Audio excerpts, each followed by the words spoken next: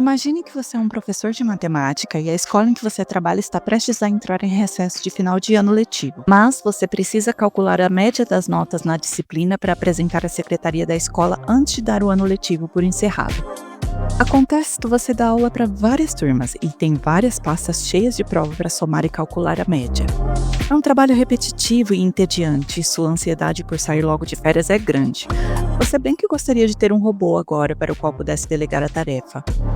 Mas mesmo se tivesse esse robô disponível, como faria para instruí-lo a fazer o trabalho?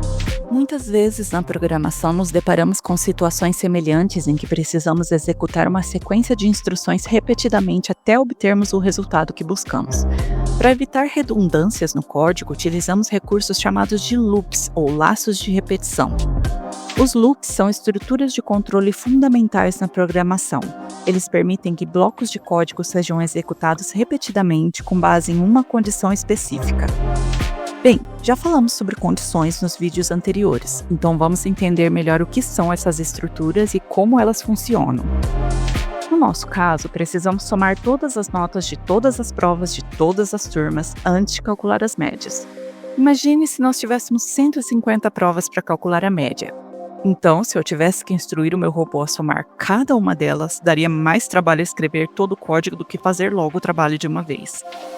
Ou então, podemos usar o loop for. O for é utilizado quando sabemos quantas vezes queremos repetir uma ação. Basicamente, vamos pedir ao robô que execute uma determinada instrução para cada item da minha pilha de provas. Imagine que tenhamos 10 provas no total. Nesse caso, sabemos que teremos que fazer 10 repetições do processo antes de calcular a média. Imagine então que entregamos uma calculadora para o nosso robô e uma pilha de provas para somar as notas. Portanto, a instrução será algo do tipo: para cada prova, no intervalo de 1 a 10, some a nota da prova e coloque a prova de lado.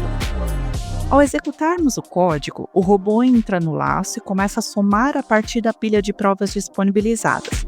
A cada nova nota, a soma é incrementada até a 10ª prova, quando o loop é finalizado e podemos finalmente calcular a média das notas. Muito bem, mas e se não soubéssemos a quantidade total de provas? Como instruir o robô sem ter que primeiro contar quantas provas há? Para isso, podemos reescrever o código utilizando o loop while. Ele repete uma ação ou encadeamento de ações enquanto uma condição for verdadeira, e é bastante útil quando não sabemos de antemão quantas vezes precisamos repetir a ação. Por exemplo, podemos usar um while para continuar pedindo a soma enquanto a lista de provas não estiver finalizada. A instrução seria algo do tipo: enquanto a pilha de provas a somar não estiver finalizada, some a nota da prova e coloque a prova de lado. Nesse caso, o robô não vai parar enquanto a pilha não se esgotar. Para usar outro exemplo de utilização desse loop, imagine uma tela de login que precisa obter a senha do usuário antes de prosseguir. Após uma primeira tentativa frustrada, uma rotina de login poderia continuar pedindo a senha ao usuário até que ele finalmente digite a senha esperada ou até que se esgotem as tentativas permitidas. O loop somente será finalizado quando o usuário digitar a senha correta ou quando ultrapassar 3 tentativas. Independente da modalidade do loop, precisamos ter muita atenção na lógica para não correr alguns riscos, como o de criar um laço infinito. Um laço infinito é uma situação em que um loop continua a executar indefinidamente porque a condição de termo nunca é satisfeita. Sabe aqueles momentos em que o sistema ou o aplicativo trava? Pois é, pode ser que ele tenha ficado preso em um loop. Isso pode ocorrer devido a erros na lógica das ações internas do loop ou na condição de saída. No caso da tela de login, imagine se nós não tivéssemos o cuidado de contar as tentativas. O que aconteceria? A tela ficaria presa no pedido de senha indefinidamente, dando margem para a utilização dos chamados bots de força bruta, que utilizam técnicas automatizadas para tentar várias combinações de senhas dos usuários até encontrar a correta. E no nosso exemplo inicial, imagine se esquecêssemos de instruir o robô a colocar a prova de lado. Ele ficaria preso na primeira nota, somando-a infinitamente, sem nunca sair da condição inicial do loop, ou até que alguém o desligasse. Para evitar situações como essa, é importante tomarmos alguns cuidados antes de executar um loop. Primeiramente, ao utilizar o laço while, certifique-se de que a condição de saída do loop será eventualmente satisfeita.